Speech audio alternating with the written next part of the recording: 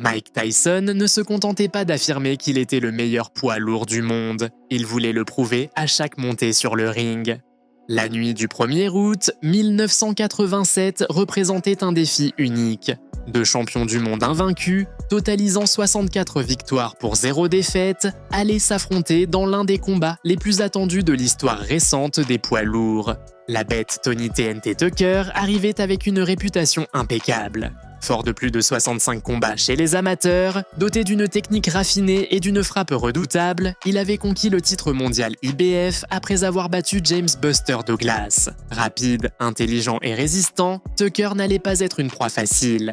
En face, Mike Tyson était au sommet de son ascension monstrueuse. Inarrêtable, il avait détruit des champions établis comme Trevor Berbick et Pinklon Thomas avec son style agressif, explosif et impitoyable. Ce soir-là, au Hilton Resort de Las Vegas, le monde allait être témoin d'une bataille pour la suprématie absolue chez les poids lourds.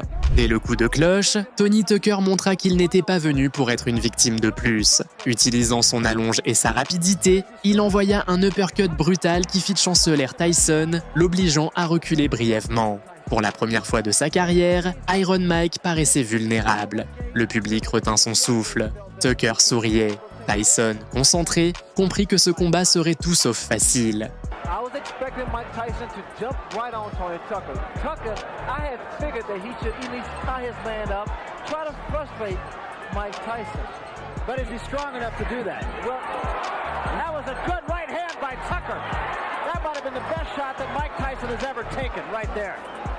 Tucker said when we talked to him, he said, I'm not worried about what he's going to do to me, I'm worried about what I'm going to do to him. That's confidence. Another right hand. And another right hand by Tucker. There was a left hand by Tyson. You know what's happening? Every time Mike reaches in, Tony comes with the right hand, a counter right hand. Here we go.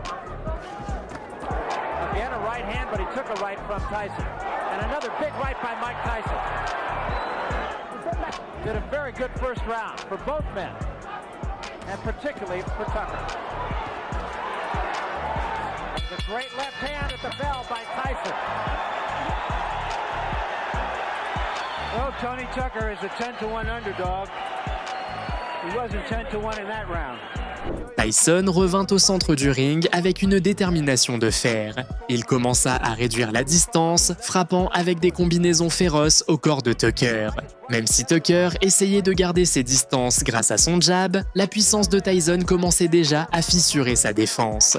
Le champion retrouvait son rythme dévastateur.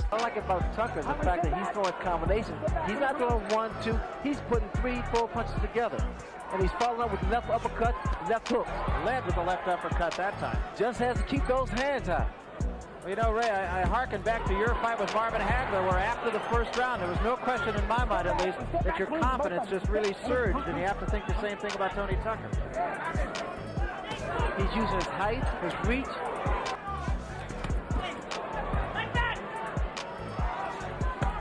Good body shot by Tyson. That's exactly what Kevin Rooney was telling him to do in the corner. Tyson changed. Tyson's trying to slow Tucker down by body shot. Tyson, two good jabs. That was a good example. That uppercut was going to do the job over and over again. There was a left hand by Tyson, but it did not appear to hurt Tucker. Le combat devint un affrontement brutal de stratégie. Tyson lançait des combinaisons puissantes au corps, cherchant à affaiblir la mobilité de Tucker. De son côté, Tucker essayait de maintenir Tyson à distance avec des jabs rapides, mais chaque impact du champion le repoussait un peu plus loin. La guerre d'usure était engagée.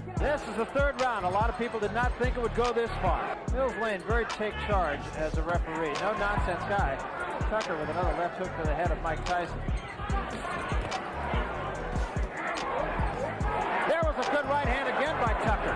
In close, catching Tyson on the way in. He's finished with the left hook there. What's allowing Tony Tucker to get that hook and that uppercut in? What's happening is the lateral movement that Tucker has, his jab, he's catching Mike as Mike's coming in with his head. The uppercut has been doing a tremendous and very effective job here. There was a good left hand, and that staggered Tony Tucker.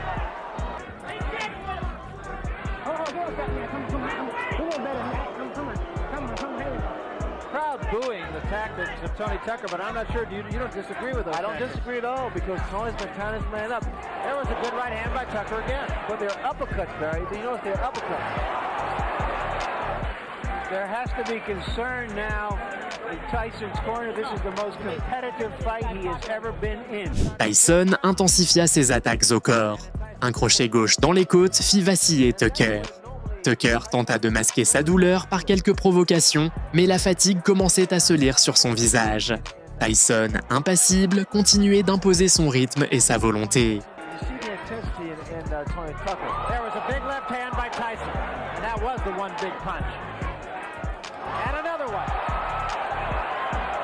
This is what Tyson wanted.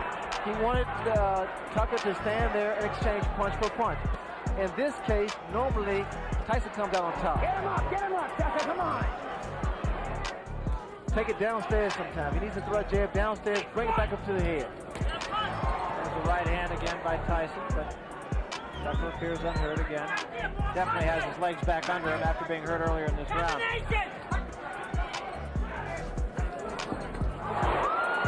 What a good shot. And Tyson with another left hand. Tyson has settled down in that round, going for a long fight now. Now he knows he just has to fight him, hit him, and if the knockout comes, it comes. Tucker fit preuve d'un cœur immense, continuant à tenter des enchaînements rapides pour repousser Tyson. Cependant, les assauts du champion étaient de plus en plus lourds et constants. Chaque combinaison de Tyson était un coup de massue sur le corps et l'esprit de Tucker. Tyson got the better of that exchange. I noticed that Tony Tucker's left hand is starting to jump. That could be very, very inviting for a counter right hand. A lead off right. There's the left hook.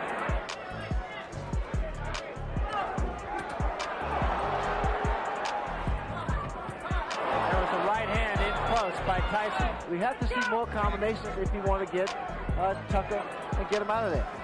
I think Tucker, on the other hand, is fighting a superb job. He's doing a superb job.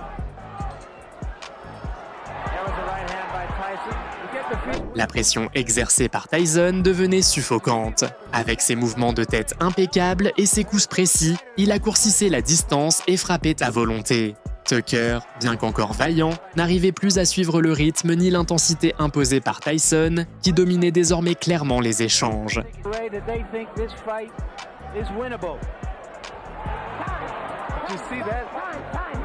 That was an interesting scenario. Tucker was trying to get his handlers in seconds out of the ring. The bell had rung. They were so excited about the prospect of possibly winning the fight, they forgot to put his mouthpiece in.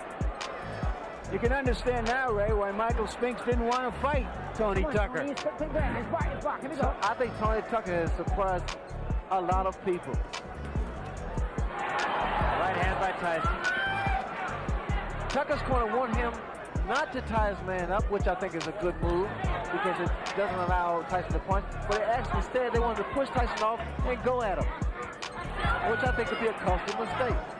Well, pushing a man off doesn't necessarily help because you expending energy by pushing a man off. Right hand by Tyson, back Tucker up. And what Mike has to do is move to his left to cut his man off. Tyson looks right now like he's in it for the long haul here. And there was a big right hand. Tucker says, no, I'm not hurt. I've always found that to mean I'm hurt. And he took another right hand, got cute, and paid the price. I think he's watched my fight before. Yeah, I think he has too. I think his timing is not as good as yours. Let's take a look at that right hand that Mike Tyson got in. Yeah, you see him use the left hand just as a way to get in, and then firing the right behind it. Now this is good fighting now that he's settled down. The great fighters don't go out looking for a quick knockout. The great fighters go out and fight, and when the opportunity for the big punch comes in, they take it. Tucker, couvert de sueur et de douleur, résistait par pur orgueil. Il lançait quelques jabs et contre-attaques rapides, mais Tyson, inlassable, le poussait vers les cordes en le martelant sans relâche. Malgré le châtiment, Tucker refusait de tomber.